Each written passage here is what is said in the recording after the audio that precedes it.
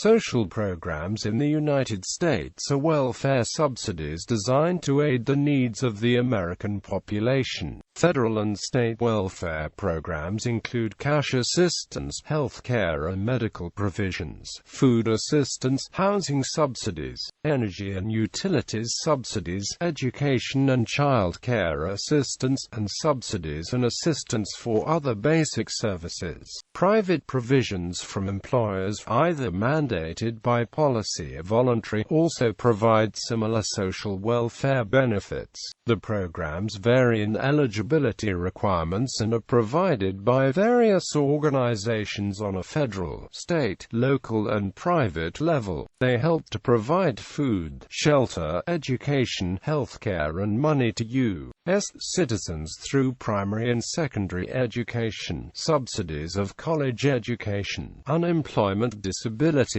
insurance, subsidies for eligible low-wage workers, subsidies for housing, supplemental nutrition assistance program benefits, pensions for eligible persons and health insurance programs that cover public employees. The Social Security system is sometimes considered to be a social aid program and has some characteristics of such programs. But unlike these programs, Social Security was designed as a self-funded security blanket, so that as the payee pays in, they are prepaying for the payments they'll receive back out of the system when they're no longer working. Medicare is another prominent program, among other healthcare provisions such as Medicaid and the state children's health insurance program. Congressional funding, not including Social Security and Medicare. Congress allocated almost $717 billion in federal funds in 2010, plus $210 billion was allocated in state funds for means-tested welfare programs in the United States, of which half was for medical care and roughly 40% for cash, food and housing assistance. Some of these programs include funding for public schools, job training, SSI benefits and Medicaid. As of 2011, the public social spending to GDP ratio in the United States was below the OECD average. Roughly half of this welfare assistance, or $462 billion, went to families with children, most of which are headed by single parents. Total Social Security and Medicare expenditures in 2013 were $1.3 trillion, 8.4% of the $16.3 trillion GNP and 37% of the total federal expenditure budget of $3.684 trillion. In addition to government expenditures, private welfare spending, i.e., social insurance programs provided to workers by employers, in the United States is estimated to be about 10% of the U.S. GDP, or another $1.6 trillion, according to 2013 OECD estimates. In 2001, Jacob Hacker estimated that public and private social welfare expenditures constituted 21% and 13 to 14% of the United States' GDP respectively. In these estimates of private social welfare expenditures, Hacker included mandatory private provisions, subsidized and/or regulated private provisions, and purely private provisions. History. Federal welfare programs. Colonial legislatures and later state governments adopted legislation patterned after the English Poor Laws. Aid to veterans, often free grants of land, and pensions for widows and handicapped veterans, have been offered in all U.S. wars. Following World War I, provisions were made for a full-scale system of hospital and medical care benefits for veterans. By 1929, workers' compensation laws were in effect in all but 4 states. These state laws made industry and businesses responsible for the costs of compensating workers of the survivors when the worker was injured or killed in connection with his or her job, retirement employment programs for mainly state and local government paid teachers, police officers, and firefighters date back to the 19th century. All these social programs were far from universal and varied considerably from one state to another. Prior to the Great Depression, the United States had social programs that mostly centered around individual efforts, family efforts, church charities, business workers' compensation, life insurance, and sick leave programs, along with some state tax-supported social programs. The misery and poverty of the Great Depression threatened to overwhelm all these programs. The severe depression of the 1930s made federal action almost a necessity, as neither the states and the local communities, businesses and industries, nor private charities had the financial resources to cope with the growing need among the American people. Beginning in 1932, the federal government first made loans, then grants, to states to pay for direct relief and work relief. After that, special federal emergency relief like the Civilian Conservation Corps and other public works programs were started. In 1935, President Franklin D. Roosevelt's administration proposed to Congress federal social relief programs and a federally sponsored retirement program. Congress followed by the passage of the 37-page Social Security Act, signed into law August 14, 1935 and effective by 1939, just as World War II began. This program was expanded several times over the years. War on Poverty and Great Society programs. Virtually all food stamp costs are paid by the federal government. In 2008, 28.7% of the households headed by single women were considered poor.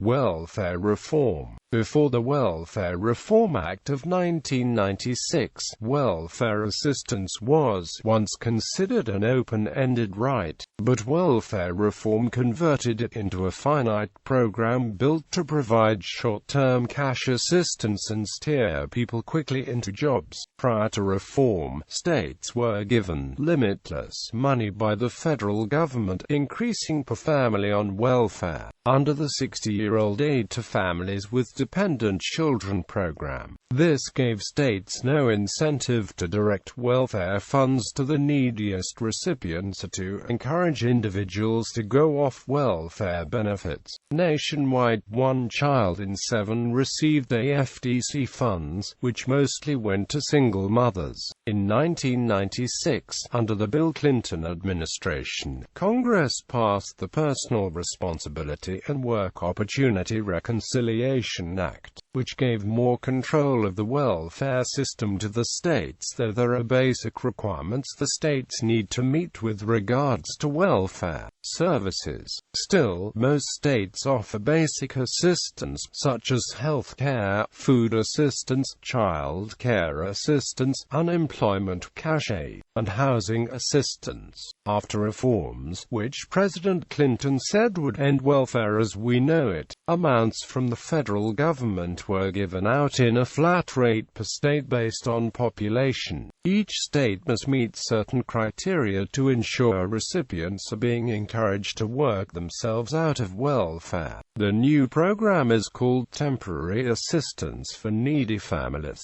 It encourages states to require some sort of employment search in exchange for providing funds to individuals, and imposes a 5-year lifetime limit on cash assistance. The bill restricts welfare from most legal immigrants and increased financial assistance for child care. The federal government also maintains a contingency $2 billion Tanf Fund to assist states that may have rising unemployment. The new Tanf program expired on September 30, 2010. on schedule, with states drawing down the entire original emergency fund of $5 billion and the contingency fund of $2 billion allocated by ARRA. Reauthorization of TANF was not accomplished in 2011, but TANF block grants were extended as part of the Claims Resolution Act of 2010. Following these changes, millions of people left the welfare rolls, employment rose, and the child poverty rate was reduced. A 2007 Congressional Budget Office study found that incomes in affected families rose by 35%. The reforms were widely applauded after bitter protests. The Times called the reform one of the few undisputed triumphs of American government in the past 20 years. Critics of the reforms sometimes point out that the massive decrease of people on the welfare rolls during the 1990s wasn't due to a rise in actual,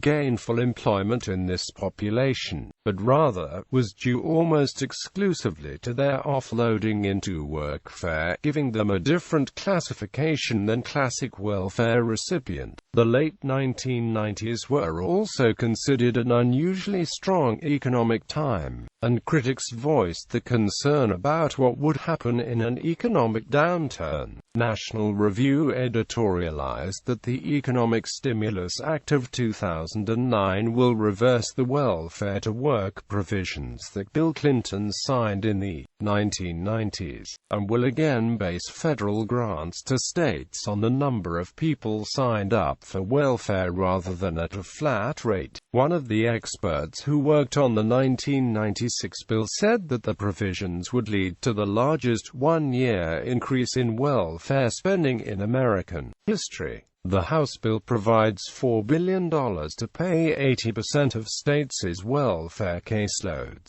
Although each state received $16.5 billion annually from the federal government as welfare rolls dropped, they spent the rest of the block grant on other types of assistance rather than saving it for worse economic times. Timeline: the following is a short timeline of welfare in the United States. 1880s, 1890s, attempts were made to move poor people from workyards to poor houses if they were in search of relief funds. 1893 to 1894, attempts were made at the first unemployment payments but were unsuccessful due to the 1893 to 1894 recession. 1932, the Great Depression had gotten worse and the first attempts to fund relief failed. The Emergency Relief Act, which gave local governments $300 million, was passed into law. 1933. In March 1933, President Franklin D. Roosevelt pushed Congress to establish the Civilian Conservation Corps. 1935. The Social Security Act was passed on June 17, 1935. The bill included direct relief and changes for unemployment insurance. 1940, aid to families with dependent children was established. 1964, Johnson's War on Poverty is underway, and the Economic Opportunity Act was passed, commonly known as the Great Society. 1996, passed under Clinton, the Personal Responsibility and Work Opportunity Reconciliation Act of 1996 becomes law. 2013, Affordable Care Act goes into effect with large increases in Medicaid and subsidized medical insurance premiums go into effect. Types of social programs. Means-tested social programs *, spending in millions of dollars, $2.3 trillion total of Social Security, Medicare and means-tested welfare is low since latest 2013 means-tested data not available but 2013. The real total will be higher. Social Security. The Social Security program mainly refers to the old age, survivors, and disability insurance program, and possibly the unemployment insurance program. Retirement insurance benefits, also known as old age insurance benefits, are a form of social insurance payments made by the U.S. Social Security Administration paid based upon the attainment to old age. Social Security disability insurance is a federal insurance program that provides income supplements to people who are restricted in their ability to be employed because of a notable disability. Unemployment insurance, also known as unemployment compensation, provides for money from the United States and the state collected from employers to workers who have become unemployed through no fault of their own. The unemployment benefits are run by each state with different state-defined criteria for duration, percent of income paid, etc. Nearly all require the recipient to document the search for employment to continue receiving benefits. Extensions of time for receiving benefits are sometimes offered for extensive work unemployment. These extra benefits are usually in the form of loans from the federal government that have to be repaid by each state. General welfare. The Supplemental Security Income Program provides stipends to low-income people who are either aged, blind, or disabled. The Temporary Assistance for Needy Families provides cash assistance to indigent American families with dependent children. Healthcare spending. Healthcare in the United States is provided by many separate legal entities. Healthcare facilities are largely owned and operated by the private sector. Health insurance in the United States is now primarily provided by the government in the public sector, with 60 to 65% of healthcare provision and spending coming from programs such as Medicare, Medicaid, TRICARE, the Children's Health Insurance Program, and the Veterans Health Administration. Having some form of comprehensive health insurance is statutorily compulsory for most people lawfully residing within the U.S. Medicare is a social insurance program administered by the United States government, providing health insurance coverage to people who are aged 65 and over, to those who are under 65 and are permanently physically disabled or who have a congenital physical disability, or to those who meet other special criteria like the end-stage renal disease program. Medicare in the United States somewhat resembles a single-payer health care system but is not. Before Medicare, only 51% of people aged 65 and older had health care coverage, and nearly 30% lived below the federal poverty level. Medicaid is a health program for certain people and families with low incomes and resources. It is a means-tested program that is jointly funded by the state and federal governments and is managed by the states. People served by Medicaid U.S. citizens, illegal permanent residents, including low-income adults, the children, and people with certain disabilities. Medicaid is the largest source of funding for medical and health-related services for people with limited income in the United States. The Children's Health Insurance Program is a program administered by the United States Department of Health and Human Services that provides matching funds to states for health insurance to families with children. The program was designed to cover uninsured children in families with incomes that are modest but too high to qualify for Medicaid. The Alcohol, Drug Abuse, a Mental Health Services Block Grant is a federal assistance block grant given by the United States Department of Health and Human Services. Education spending. Per capita spending on tertiary education is among the highest in the world. Public education is managed by individual states, municipalities and regional school districts. As in all developed countries, primary and secondary education education is free, universal and mandatory. Parents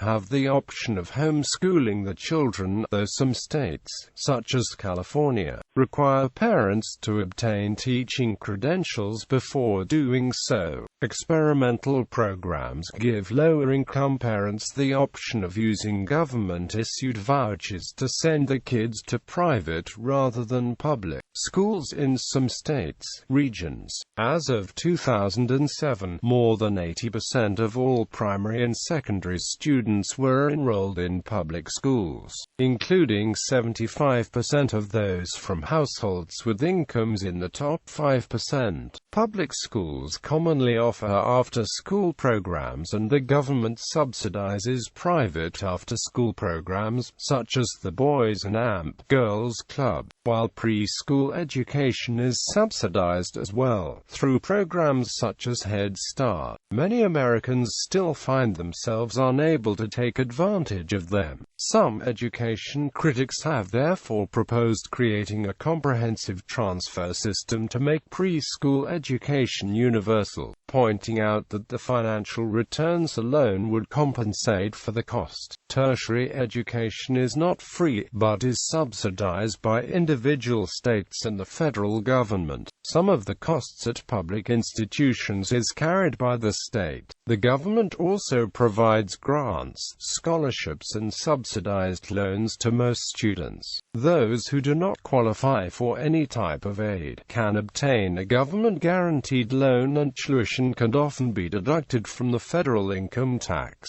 Despite subsidized attendance cost at public institutions and tax deductions, however, tuition costs have risen at 3 times the rate of median household income since 1982. In fear that many future Americans might be excluded from tertiary education, progressive Democrats have proposed increasing financial aid and subsidizing an increased share of attendance costs. Some Democratic politicians and political groups have also proposed to make public tertiary education free of charge, i.e., subsidizing 100% of attendance cost. Food assistance in the U.S. Financial assistance for food purchasing for low and no-income people is provided through the Supplemental Nutrition Assistance Program, formerly known as the Food Stamp Program.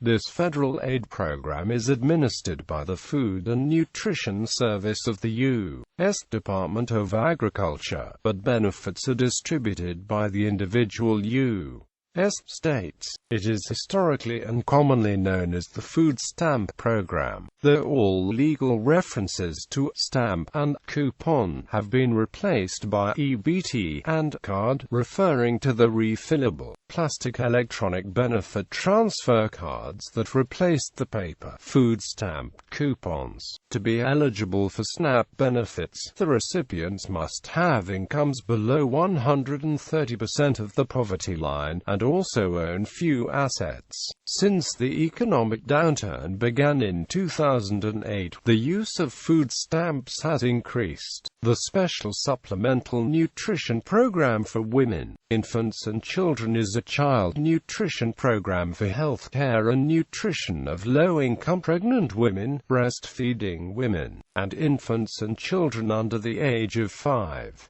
The eligibility requirement is a family income below 185% of the U.S. poverty income guidelines, but if a person participates in other benefit programs, or has family members who participate in SNAP, Medicaid, or temporary assistance for needy families, they automatically meet the eligibility requirements. The Child and Adult Care Food Program is a type of United States federal assistance provided by the U.S. Department of Agriculture to states in order to provide a daily subsidized food service for an estimated 3.2 million children and 112,000 elderly and mentally or physically impaired adults in non-residential daycare settings. Public housing. The Housing and Community Development Act of 1974 created Section 8 housing, the payment of rent assistance to private landlords on behalf of low-income households. Impact of social programs. According to the Congressional Budget Office, social programs significantly raised the standard of living for low-income Americans, particularly the elderly. The poorest 20% of American households earn a before-tax average of only $7,600, less than half of the federal poverty line. Social programs increased those households' before-tax income to $30,500.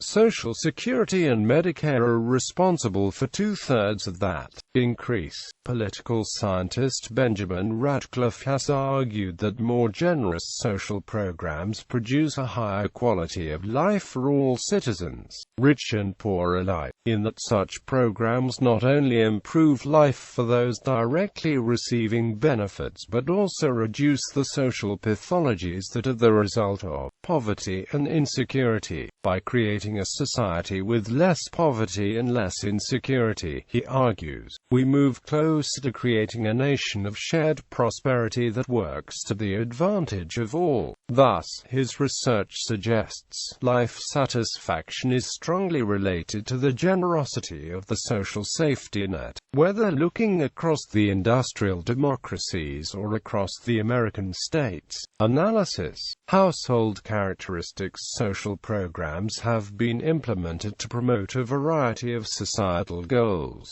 including alleviating the effects of poverty on those earning or receiving low income or encountering serious medical problems, and ensuring retired people have a basic standard of living. Unlike in Europe, Christian democratic and social democratic theories have not played a major role in shaping welfare policy in the United States. Entitlement programs in the U.S. were virtually non-existent until the administration of Franklin Delano Roosevelt and the implementation of the New Deal programs in response to the Great Depression. Between 1932 and 1981, modern American liberalism dominated U.S. economic policy, and the entitlements grew along with American middle-class wealth. Eligibility for welfare benefits depends on a variety of factors, including gross and net income, family size, pregnancy, homelessness, unemployment, and serious medical conditions like blindness, kidney failure, or AIDS. Drug testing for applicants. The United States adopted the Personal Responsibility and Work Opportunity Act in 1996, which gave individual states the authority to drug test welfare recipients. Drug testing in order for potential recipients to receive welfare has become an increasingly controversial topic. Richard Hudson, a Republican from North Carolina, claims he pushes for drug screening as a matter of moral obligation, and that testing should be enforced as a way for the United States government to discourage drug usage. Others claim that ordering the needed drug test stereotypes, stigmatizes and criminalizes them without need. States that currently require drug tests to be performed in order to receive public assistance include Arizona, Florida, Georgia, Missouri, Oklahoma, Tennessee, and Utah.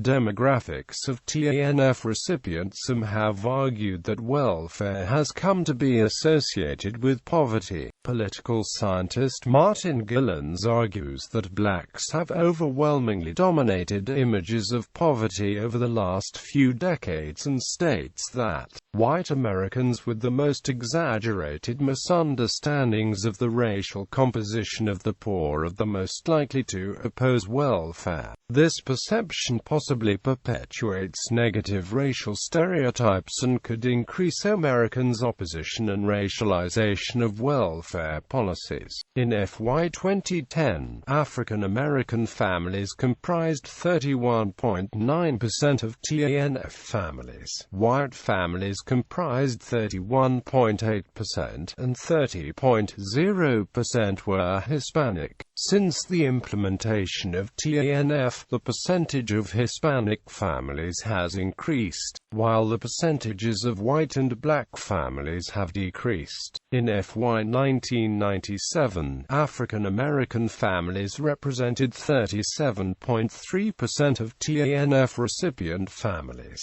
white families 34.5%, and Hispanic families 22.5%. The population as a whole is composed of 63.7% whites, 16.3% Hispanic, 12.5% African American, 4.8% Asian, and 2.9% other races. TANF programs at a cost of about $20 billion have decreased in use as earned income tax credits, Medicaid grants, Supplemental Nutrition Assistance Program benefits, Supplemental Security Income, Child Nutrition Programs, Children's Health Insurance Program, Housing Assistance, Feeding Programs, along with about 70 more programs, have increased to over $700 billion more in 2013. Costs. The Great Recession made a large impact on welfare spending. In a 2011 article, Forbes reported, the best estimate of the cost of the 185 federal means-tested welfare programs for 2010 for the federal government alone is $717 billion,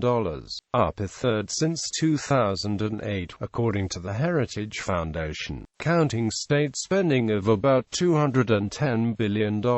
Total welfare spending for 2010 reached over $920 billion, up nearly one-fourth since 2008, and increasing fast. The previous decade had seen a 60% decrease in the number of people receiving welfare benefits, beginning with the passage of the Personal Responsibility and Work Opportunity Act. But spending did not decrease proportionally during the time period. Combined annual federal and state spending is the equivalent of over $21,000 for every person living below poverty level in America.